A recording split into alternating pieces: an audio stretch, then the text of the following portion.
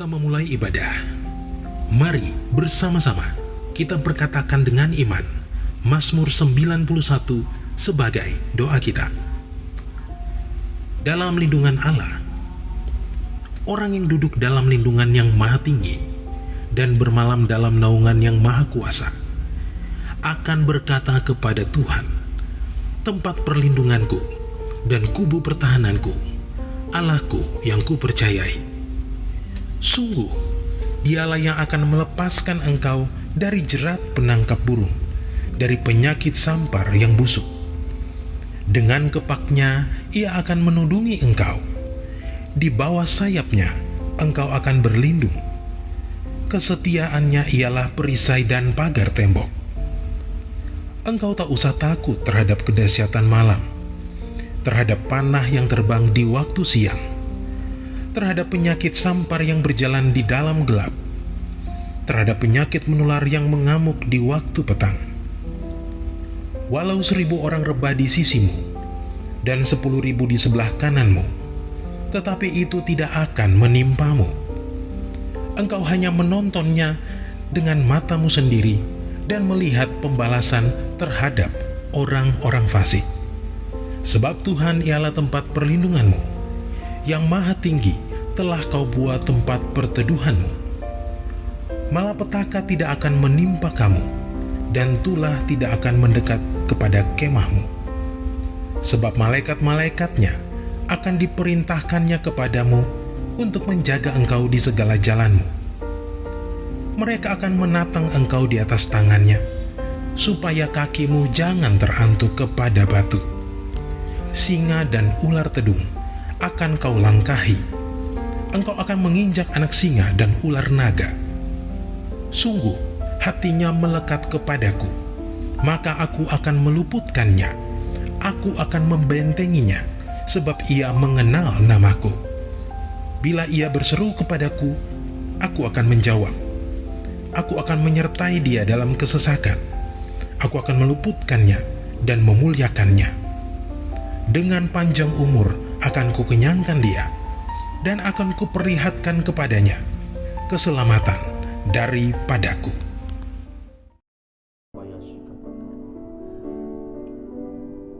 Mari Bapak Ibu sekalian kita berdoa bagi negeri kita. Bapak, kami berdoa bagi Indonesia. Lawat bangsa kami Indonesia.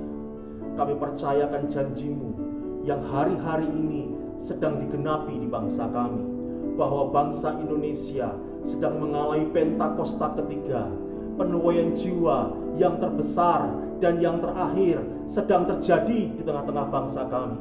Bapa, kami berdoa, lawat negeri kami, lawat pulau demi pulau, lawat kota demi kota, lawat desa demi desa, bahkan Tuhan kami berdoa hingga ke pelosok tanah air kami. Engkau melawat negeri ini, Engkau melawat bangsa kami. Pertobatan terjadi, pertobatan terjadi, pertobatan terjadi di dalam nama Tuhan kami Yesus Kristus. Tuhan, kami berdoa kalau hari ini janji-Mu atas kami bahwa generasi Yeremia sedang Engkau pakai dengan luar biasa. Tuhan, genapkan atas anak-anak muda, genapkan atas generasi Yeremia ini Tuhan. Pakai mereka dengan luar biasa, dengan cara yang ajaib, dengan cara yang tidak kami pikirkan sebelumnya Tuhan. Pakai mereka Tuhan untuk boleh memenangkan banyak orang, banyak jiwa bagi kemuliaan nama Tuhan. Pakai mereka dalam penuaian terbesar dan yang terakhir ini, di dalam nama Tuhan kami Yesus Kristus. Bapa, kami juga berdoa untuk negeri kami yang sedang ada dalam pandemi COVID-19. Tuhan, kami minta di hadapan Tuhan. Tuhan, kami minta di hadapan-Mu Tuhan. Sembuhkan bangsa kami. Sembuhkan bangsa kami.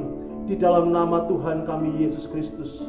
Kami mohonkan di hadapan Tuhan untuk pemerintahan kami, Presiden Jokowi dan seluruh aparatur pemerintahan yang ada. Berikan hikmat, berikan kemampuan untuk mereka boleh memberikan kebijakan bagi bangsa kami Tuhan, sehingga bangsa kami boleh keluar dari pandemi ini Tuhan. Dan terlebih kami mohon kuasa-Mu yang luar biasa bekerja, dinyatakan di tengah-tengah negeri kami untuk menyembuhkan bangsa kami di dalam nama Tuhan kami Yesus Kristus. Mari Tuhan, kami mohonkan kuasa-Mu dinyatakan. Kami mohonkan kuasa-Mu dinyatakan bagi Indonesia. Di dalam nama Tuhan kami Yesus Kristus, kami mau perkatakan di dalam nama Tuhan Yesus Kristus, COVID-19, Engkau diam dan tenanglah di dalam nama Tuhan Yesus Kristus. Kami percaya kuasa-Mu dahsyat, kami percaya kuasa-Mu luar biasa, sanggup memulihkan negeri ini, sanggup memulihkan bangsa kami. Kami bawa bangsa ini dalam tangan Tuhan kami Yesus Kristus. Di dalam nama Tuhan Yesus Kristus kami berdoa. Haleluya. Amin. Shalom saudara yang terkasih dalam Tuhan, dimanapun saudara ada berada, di rumah-rumah atau mungkin juga dalam perjalanan. Saya yakin berkat dan kemurahan Tuhan tetap tinggal dalam hidup saudara. Sebelum memasuki ibadah kita, mari kita berdoa. Bapa, kami bersyukur kepadamu, kami berterima kasih buat hari-hari yang kami lewati bersama dengan Tuhan. Terima kasih buat napas kehidupan, kesehatan, apapun yang Tuhan sediakan di hari-hari ke depan. Bahkan di hari yang lalu begitu hebatnya Tuhan menolong kami. Kami tahu Tuhan, sebab di dalam Engkau satu-satunya pertolongan dan kekuatan kami, dan sumber kuat kami dalam Engkau Tuhan. Kami mau bersorak bagi nama Tuhan, kami mau muji nama memuliakan Engkau. Mari hadirlah Tuhan di setiap tempat dimanapun kami berada. Dalam nama Tuhan Yesus, amin. Sebab Engkau adalah satu-satunya Tuhan dalam hidup kami. Dan kehidupan kami diubahkan oleh Tuhan dan diberkati oleh Tuhan.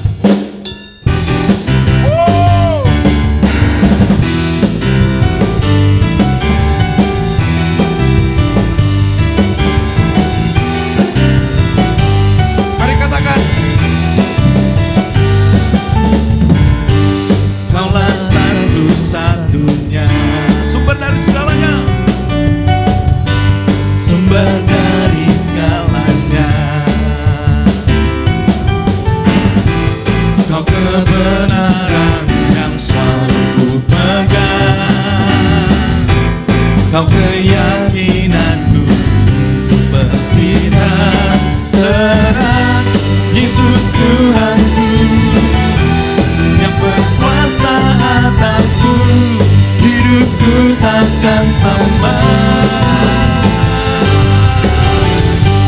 Ku tahu sungguh anugerah-Mu bagiku, hidupku takkan sama. Engkaulah satu-satunya Tuhan dalam hidup kami ya Tuhan. Engkau mengubahkan kami.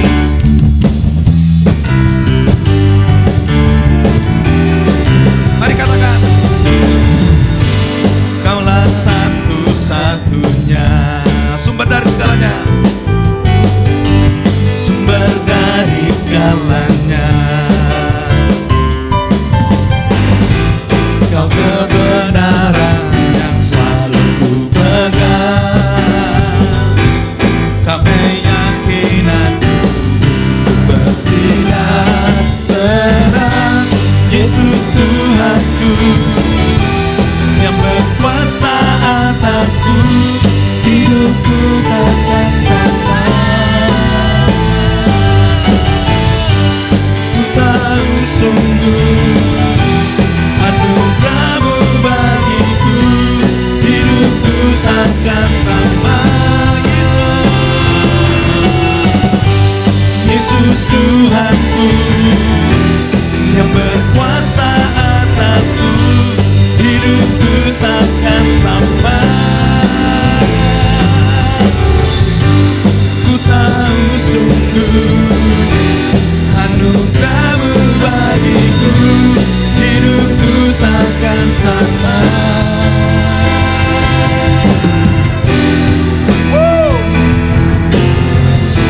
Engkaulah alasan kami ya Tuhan untuk hidup.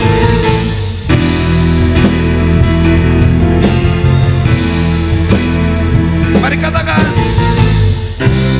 Engkaulah alasan untuk ku hidup, hanya menyenangkan-Mu. Kaulah alasan untuk ku hidup, hanya menyenangkan-Mu. Kaulah alasan kami ya Tuhan.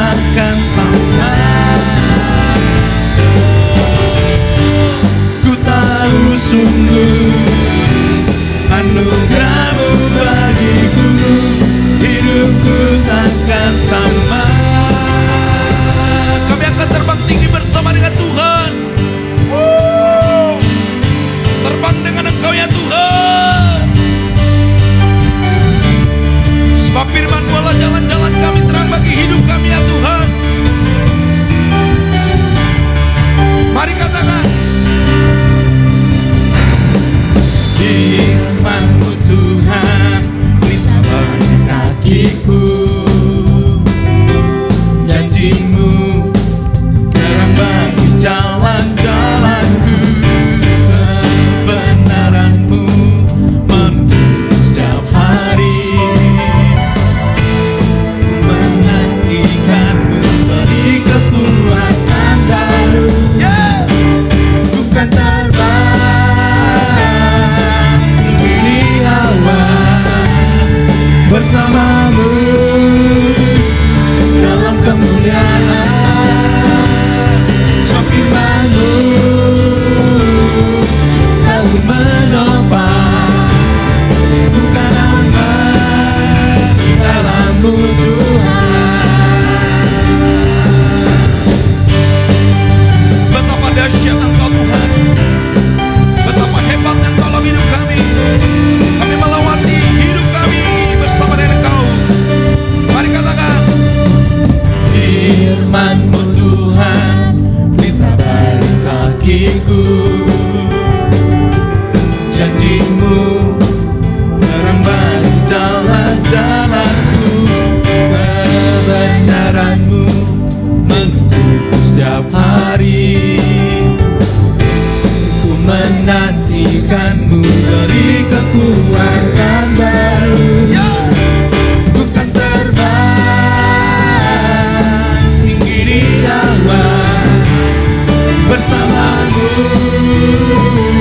dalam kemuliaan. Sebab firman-Mu lalu menopang, bukan aman dalam-Mu Tuhan.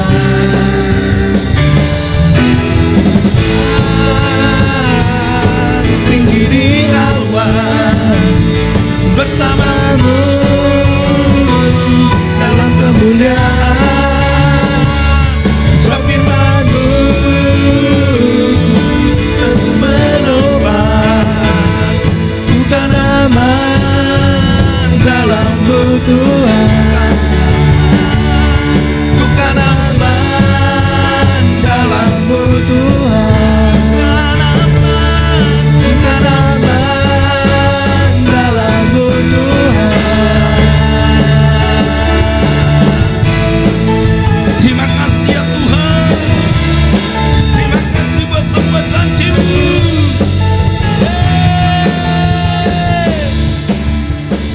Haleluya.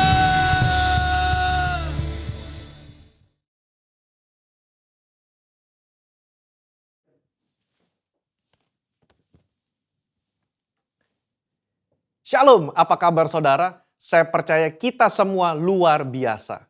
Voice of Pentecost kali ini kita membahas mengenai Mamon. Pernahkah saudara melihat ada orang yang begitu kaya tetapi tidak bisa menikmati kekayaannya? Salomo memperhatikan hal yang sama dalam Pengkhotbah 5 ayat 12-13. Ada kemalangan yang menyedihkan kulihat di bawah matahari. Kekayaan yang disimpan oleh pemiliknya menjadi kecelakaannya sendiri. Dan kekayaan itu binasa oleh kemalangan. Sehingga tak ada satupun padanya untuk anaknya. Saudara, Yesus sangat memperhatikan bagaimana seseorang melihat harta materi dan mengelola keuangannya. 16 dari 38 perumpamaan yang Yesus berikan berbicara mengenai mengelola harta benda dan keuangan. Nah, kita mau melihat salah satu percakapan Yesus dengan seorang pemuda yang kaya mengenai integritas di dalam mengelola harta benda. Dalam Matius 19 ayat 16-26, tercatat tentang seorang muda yang kaya raya dan bertanya kepada Yesus cara untuk memiliki hidup yang kekal. Saya yakin saudara pernah dengar cerita ini. Dari percakapan Yesus dan anak muda ini ada 3 hal yang dapat kita pelajari. Yang pertama, kehidupan kekal hanya ada di dalam Yesus. Pemuda ini datang dan bertanya, apa yang harus kuperbuat untuk memperoleh hidup yang kekal? Hari ini kita percaya bahwa tidak ada satu perbuatan pun yang dapat membayar jalan menuju ke surga selain percaya kepada Yesus. Kehidupan kekal diberikan kepada mereka yang percaya kepada Tuhan dan itu diterima karena kasih karunia melalui iman. Kenapa Yesus tidak berkata seperti itu kepada anak muda ini? Karena pada saat itu pengetahuan dan pemahaman orang-orang mengenai keselamatan belum dibukakan. Yesus belum mati di atas kayu salib. Dalam kasus ini, Yesus mengubah fokus anak muda ini dari melakukan apa yang baik kepada siapa yang baik. Bapa itu sendiri. Karena keselamatan ada dalam pribadi, bukan dalam perbuatan. Yesus meminta dia untuk menaati segala perintah dari Allah yang baik itu. Kenapa? Karena kepercayaan yang sejati akan melahirkan gaya hidup yang menaati firman-firmannya.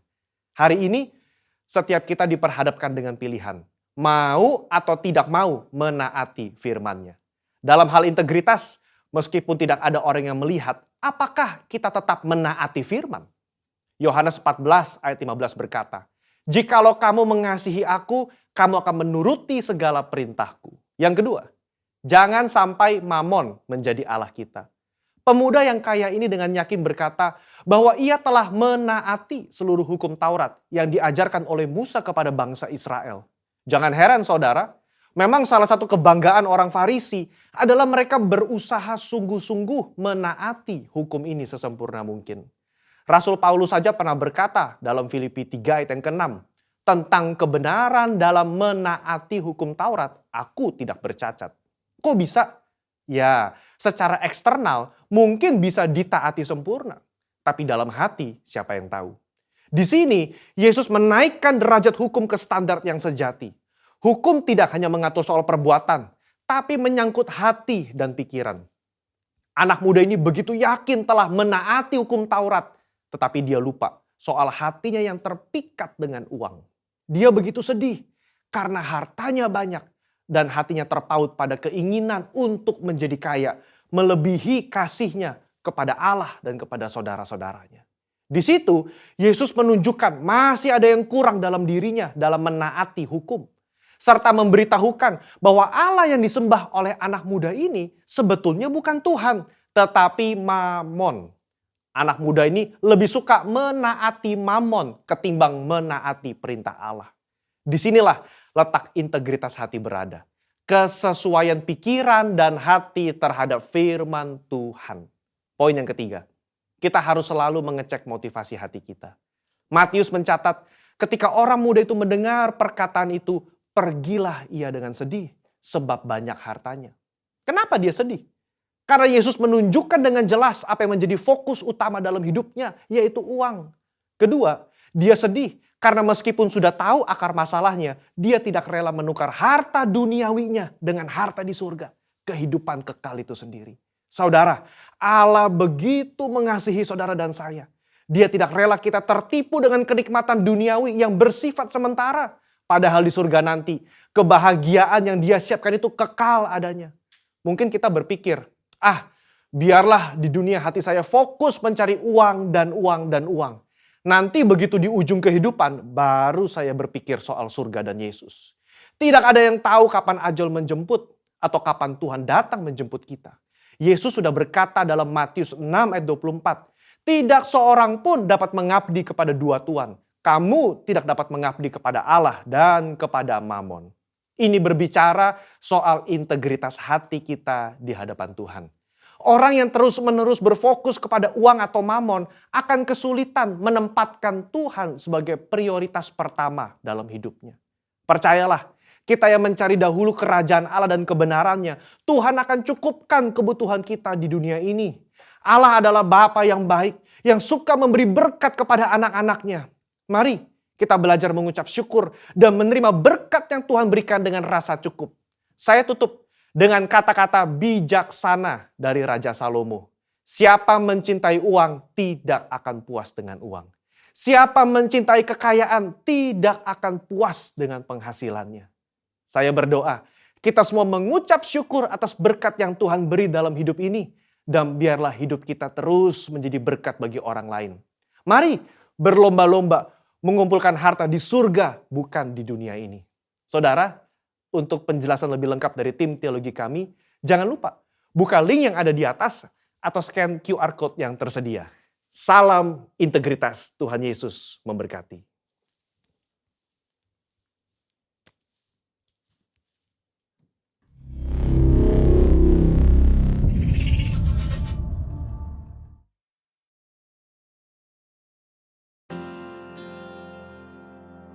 Sebelum lebih lagi kita masuk dalam pujian penyembahan dan firman Tuhan, bersama-sama kita deklarasikan Pentakosta ketiga. Pentakosta ketiga adalah pencurahan Roh Kudus yang dahsyat di zaman ini, melebihi yang terjadi di Azusa Street. Pentakosta ketiga akan mengakibatkan penuaian jiwa yang terbesar dan yang terakhir sebelum Tuhan Yesus datang kembali. Pentakosta ketiga akan membangkitkan generasi Yeremia, yaitu anak-anak muda yang dipenuhi Roh Kudus, cinta mati-matian kepada Tuhan Yesus, tidak kompromi terhadap dosa, dan akan bergerak untuk memenangkan jiwa. Pentakosta ketiga lahir di Indonesia dan bergerak ke bangsa-bangsa. Gerakan ini dari timur ke barat dan akan kembali ke Yerusalem. Pentakosta ketiga akan memberikan kuasa untuk menyelesaikan amanat agung, dan setelah itu Tuhan Yesus datang kembali. Mari kita siapkan hati kita untuk menerima kebenaran firman Tuhan. Kami percaya Tuhan, dalam perjalanan hidup kami ke depan, ketika kami berjalan bersama dengan Tuhan, pengharapan kami, sumber kehidupan kami, sumber damai sejahtera kami, sumber kesembuhan kami, dan kami tenang di dalam Engkau ya Tuhan. Terima kasih Tuhan Yesus. Terima kasih Tuhan Yesus.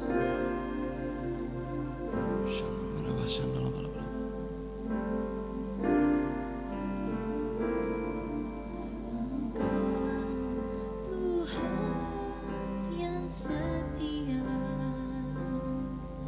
waktumu selalu yang terbaik.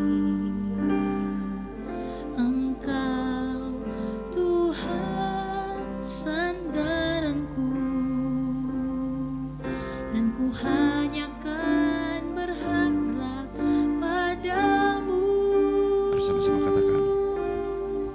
Satu-satunya yang ku andalkan, satu-satunya yang ku percaya,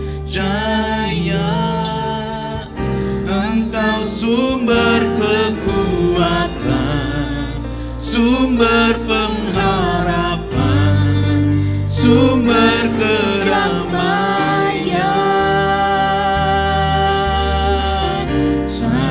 Satu-satunya yang ku andalkan, satu-satunya yang ku percaya, Engkau Tuhan memberkati, Tuhan penyembuhku, Tuhan pemulihku.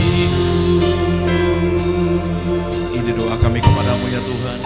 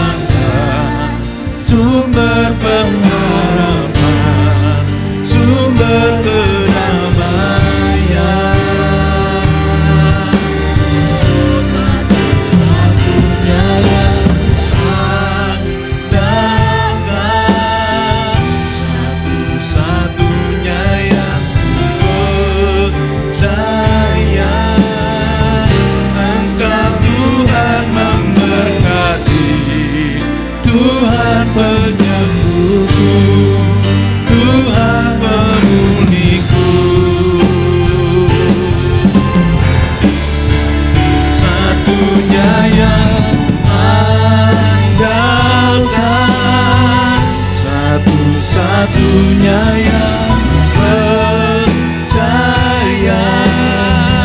Engkau berkekuatan, sumber pengharapan,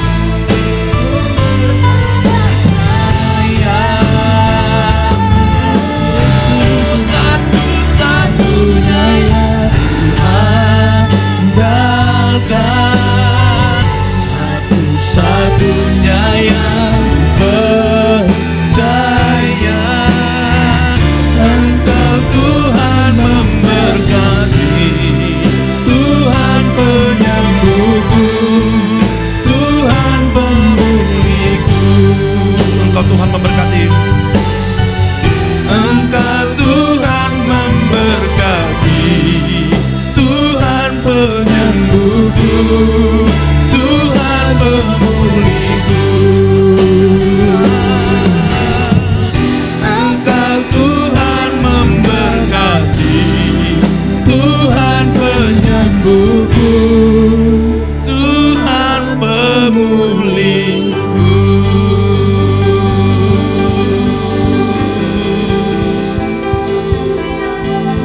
Haleluya. Engkau sumber kekuatan kami, sumber pengharapan kami. Engkau sumber damai sejahtera, sumber kekuatan di hidup kami. Hanya Engkau ya Tuhan.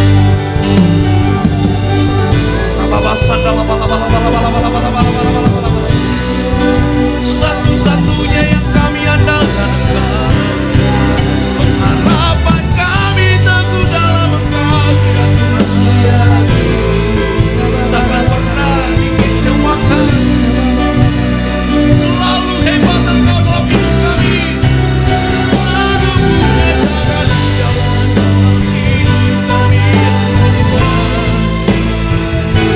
Sebab pengharapan kami teguh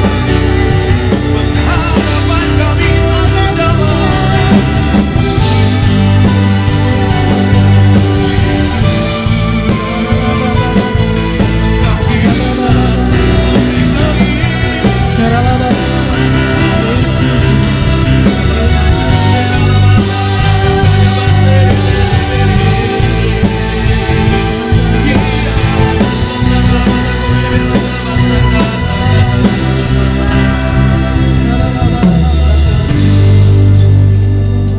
kami terima pengurapan yang baru, dan kami siapkan hati kami untuk menerima firman-Mu yang mengubahkan, menguatkan, menyembuhkan kami.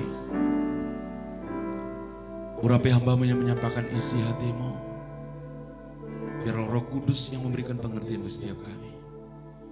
Dalam nama Tuhan Yesus, amin. Shalom, Bapak Ibu, saudaraku yang dikasihi Tuhan, apa kabar? Kembali berjumpa dengan saya, Pendeta Subagio Arif. Saudaraku, tidak terasa tahun 2021 sudah memasuki bulan April. Rasa-rasanya baru saja kita melewati tahun 2020. Saya berharap Bapak Ibu saudara dalam keadaan baik-baik saja dan dalam pemeliharaan Tuhan Yesus Kristus selalu. Amin. Apa yang saya mau bagikan pada hari ini Bapak Saudara masih dalam tema tahun 2021, yaitu integritas. Judul khotbah saya adalah hidup yang berintegritas penuh. Beberapa arti integritas. Integritas adalah melakukan segala sesuatu yang sesuai dalam kebenaran firman Tuhan. Integritas adalah melakukan hal benar ketika tidak ada yang melihat. Integritas adalah dasar dari segala sesuatu, sebuah karakter yang terpenting dalam diri setiap orang percaya. Memang tidak mudah untuk memilikinya. Integritas adalah tentang kejujuran, kesetiaan, komitmen, dan totalitas. Hendaknya, Bapak Saudaraku, sebelum kita menuntut orang lain, mulailah dari diri kita sendiri, agar ketika mereka melihat perbuatan kita, mereka menjadi malu dan bertobat. Pertanyaannya, apakah bisa untuk hidup berintegritas penuh selama di dunia ini? Jawabannya, bisa. Bukan setengah-setengah Bapak Saudara, tapi penuh, artinya meliput seluruh aspek kehidupan kita. Bersama Tuhan Yesus pasti bisa. Memang tanpa Tuhan Yesus sangatlah tidak mungkin. Karena manusia memiliki keterbatasan, bahkan tidak mampu untuk melakukan kebenaran. Jika kita bersama Yesus, saya yakin kita pasti sanggup melakukan segala perkara yang berkenan kepadanya. Manusia hidup pasti diperhadapkan kepada segala perkara yang baik maupun tidak baik. Kita yang percaya dan telah menerima Yesus sebagai Tuhan dan Juru Selamat pun tidak luput dari pergumulan dan permasalahan hidup. Tetapi kita adalah orang-orang yang dimampukan untuk dapat menanggung segala perkara seperti ada tertulis pada Filipi 4 ayat 13, segala perkara dapat kutanggung di dalam Dia yang memberi kekuatan kepadaku. Haleluya. Luar biasa. Apapun yang kita lakukan untuk meresponin atau tindakan apa yang kita lakukan atas segala perkara yang kita alamin, itulah karakter yang akan menunjukkan diri kita, siapakah kita sesungguhnya, bahwa apakah kita adalah orang yang berintegritas atau bukan.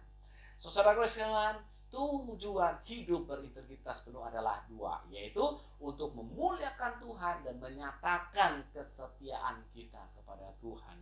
Belajar integritas tidak bisa didapatkan hanya dari dunia pendidikan saja. Secara formal orang tidak dapat untuk memiliki karakter integritas. Bapak Ibu Saudaraku sayang Tuhan, berapa banyak orang yang berpendidikan tinggi tapi mohon maaf tidak berintegritas, dengan menipu, korupsi, menyeleweng dan sebagainya. Sebaliknya ada yang tidak berpendidikan tinggi atau pendidikannya pas-pasan, tapi hidupnya penuh dengan watak yang berintegritas. Tahukah Anda Bapak Ibu Saudara, pendidikan tinggi tidak serta-merta menjadikan seseorang berintegritas. Integritas tidak bisa dipelajarin di dalam kelas formal seperti ilmu pengetahuan dunia, tidak bisa. Belajar integritas dari pembelajaran kehidupan Bapak Ibu Saudara. Bisa kita peroleh dari mana saja, baik dalam pergaulan, di dalam situasi, kondisi, keadaan, di dalam persoalan, di dalam pengalaman hidup, serta masih banyak lagi yang lainnya. Di dalam kehidupan ini, orang dapat belajar integritas. Dasar dari integritas adalah takut akan Tuhan. Sebab orang yang demikian hidupnya pasti teratur, disiplin dalam mengikuti perintah-perintah Tuhan, sehingga hidupnya selalu ada di dalam kendali Tuhan. Itulah hidup yang berintegritas. Sehingga di Pengkhotbah 12 ayat 13 katakan begini, akhir kata dari segala yang didengar ialah takutlah akan Allah dan berpeganglah pada perintah-perintahnya, karena ini adalah kewajiban setiap orang.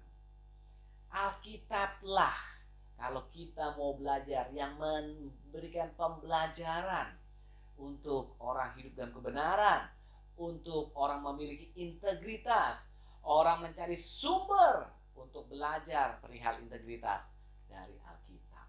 Di dalam 2 Timotius 3 ayat 16 katakan, segala tulisan yang diilhamkan Allah memang bermanfaat untuk mengajar, untuk menyatakan kesalahan, untuk memperbaiki kelakuan, dan untuk mendidik orang dalam kebenaran. Alkitablah sumbernya. Tidak ada satupun buku di dalam dunia ini yang selengkap Alkitab. Mulai dari keselamatan, kedisiplinan, keteraturan, ketaatan, kejujuran, hidup dengan penuh integritas ada tertulis di dalam Alkitab. Bahkan seni, teknik, tuntunan tentang apa? Berbisnis, penjabarannya jelas ada di dalam Alkitab. Sehingga jika kita berhasil mempraktekkan isi Alkitab, maka kita pasti akan menjadi orang yang berintegritas penuh hidupnya. Di dalam 2 Timotius 3 ayat 17, dengan demikian tiap-tiap manusia kepunyaan Allah diperlengkapi untuk setiap perbuatan baik. Setiap orang percaya yang berpanutan pada firman Tuhan, seluruh aspek hidupnya akan menghasilkan buah-buah kebaikan, tidak akan ada hal buruk yang menimpa hidupnya. Bahkan di dalam kegagalan pun Tuhan akan membuatnya menjadi kebaikan yang ajaib, Bapak Ibu Saudara. Roh Kuduslah yang akan memimpin kita untuk bertindak agar kita memiliki hidup yang berintegritas, bahkan integritas penuh, seperti ada tertulis pada Yohanes pasal 16 ayat 13a dikatakan, tetapi apabila Ia datang, yaitu Roh kebenaran, Ia akan memimpin kamu ke dalam seluruh kebenaran.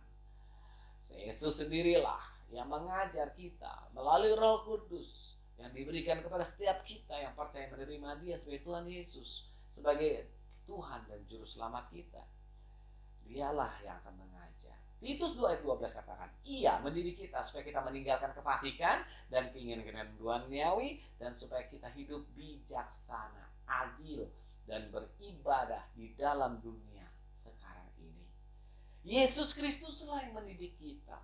Roh Kuduslah yang bekerja di dalam kita supaya kita meninggalkan kefasikan dan keinginan-keinginan duniawi, dan supaya kita hidup bijaksana, adil, beribadah di dalam dunia sekarang ini. Ibrani 10 ayat 22 katakan, karena itu marilah kita menghadap Allah dengan hati yang tulus ikhlas dan keyakinan, iman yang teguh, oleh karena hati kita telah dibersihkan dari yang hati nurani yang jahat, dan tubuh kita telah dibasuh dengan air yang murni. Pakailah hati nurani yang tulus, Bapak Ibu Saudara, yang murni, agar kita bisa mengenali kebenaran, bukan logika. Izinkan pikiran kita bekerja sama dengan hati nurani yang dipenuhi firman Tuhan. Maka kita akan menemukan kebenaran, Bapak Ibu Saudara. Hidup takut akan Tuhan pasti mendatangkan kebaikan dari seluruh aspek kehidupan kita, sehingga rancangan Allah tidak akan pernah gagal dalam hidup kita. Saudaraku yang Tuhan, Roma pasal 8 ayat 28 katakan, kita tahu sekarang bahwa Allah turut bekerja dalam sesuatu untuk mendatangkan kebaikan bagi mereka yang mengasihi Dia, yaitu bagi mereka yang terpanggil sesuai dengan rencana Allah. Roma pasal 8 ayat 29 katakan, sebab semua orang yang dipilihnya dari semula, mereka juga ditentukannya dari semula untuk menjadi serupa dengan gambaran anaknya, supaya ia, anaknya itu, menjadi yang sulung di antara banyak saudara. Artinya, Bapak Saudara, sekalipun kita tidak bisa menjadi sempurna seperti Yesus, namun paling tidak hidup kita akan jauh lebih baik dari situasi dan keadaan yang ada di sekitar kita. Seburuk apapun peristiwa yang dialami, kita pasti sanggup mengatasinya.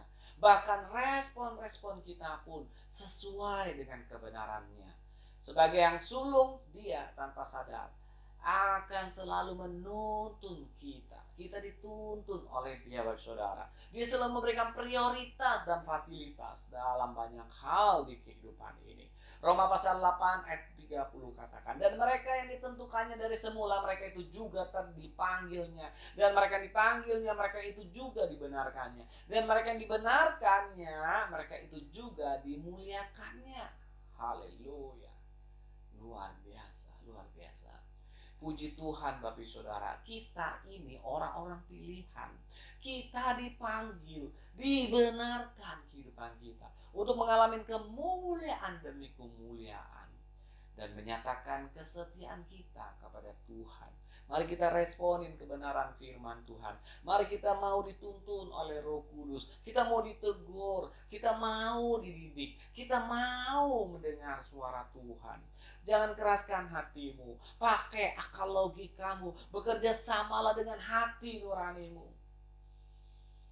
Bapak Ibu Saudaraku sayang Tuhan, belum terlambat. Masih ada hal yang bisa kita perbaiki. Hidup yang berintegritas dibutuhkan oleh dunia ini. Hidup yang berintegritas, dunia ini butuh Bapak Saudara. Dan biarlah kita menjadi garam dan terang. Kita menjadi teladan dan berkat. Setiap orang melihat hidup kita, mereka akan malu dan bertobat Bapak Saudara. Jangan sebaliknya, kita mempermalukan Bapa di sorga. Bapak Ibu Saudaraku yang Tuhan, demikianlah firman Tuhan. Kita belajar pada hari ini tentang hidup berintegritas penuh. Hidup berintegritas ini untuk kemuliaan Tuhan, bukan untuk diri kita. Hidup berintegritas penuh ini untuk menyatakan kesetiaan kita, hidup dalam kebenaran firman Tuhan. Mari Bapak Ibu Saudaraku sayang Tuhan, saya undang untuk Bapak Ibu Saudara menundukkan kepala dan saya akan berdoa. Bapak yang terkasih dalam nama Tuhan Yesus, di dunia ini Tuhan kami menghadapi begitu banyak masalah persoalan. Tapi masalah persoalan itu tidak ada artinya apa-apa Tuhan. Kenapa? Karena kami tahu di dunia ini tidak ada yang tidak di dalam kontrol Tuhan. Semuanya, apapun yang terjadi, bahkan satu helai rambut kami pun Tuhan, tanpa seizin Tuhan tidak dapat jatuh. Tuhan, kami percaya yang sakit boleh disembuhkan Tuhan, yang lemah boleh dikuatkan, yang berbeban berat boleh diberikan kelegaan Tuhan, yang putus pengharapan Kau beri pengharapan yang baru Tuhan. Ada kekuatan, ada penghiburan Tuhan, karena Roh Kudus berserta dengan kami. Roh Kuduslah yang bekerja di dalam hidup kami untuk melakukan segala hal perbuatan yang baik dan memuliakan Bapa di sorga. Terima kasih banyak Bapak untuk kesempatan hamba menyampaikan kebenaran firman-Mu. Jauh dari sempurna, jauh dari segala yang Tuhan telah sampaikan, ajarkan. Namun hamba percaya Tuhan, apapun yang ku katakan, apa yang ku sampaikan, tidak pernah kembali sia-sia. Dan setiap orang yang mendengar, setiap orang yang menyaksikan ini, semuanya dijamah oleh Tuhan, dilawat oleh Tuhan, akan tertantang iman, akan tertantang untuk memiliki hidup yang berkarakter penuh Tuhan. Terima kasih banyak Bapa di sorga. Terpuji-pujilah Engkau, Allah yang dahsyat yang luar biasa. Surga dan bumi penuh kemuliaan-Mu Tuhan. Dan jadikan semua bangsa murid-Mu Tuhan. Dalam nama Tuhan Yesus Kristus, kami sudah berdoa dan mengucap syukur. Semua yang percaya diberkati dalam rasa sama kita katakan amin, amin, amin, amin, amin. Haleluya, haleluya. Tuhan Yesus berkati.